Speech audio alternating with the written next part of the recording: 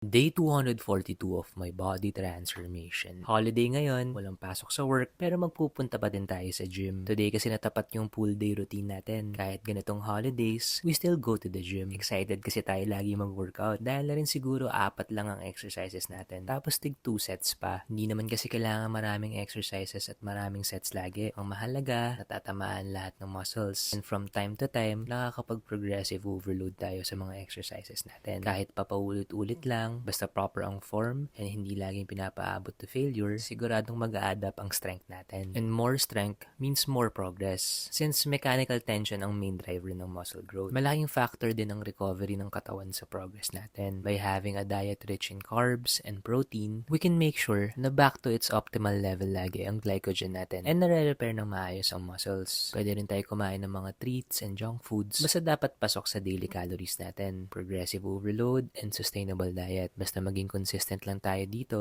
kahit mabagal pa, siguradong tuloy-tuloy lang ang progress natin. Yan na muna ngayon, bukas ulit.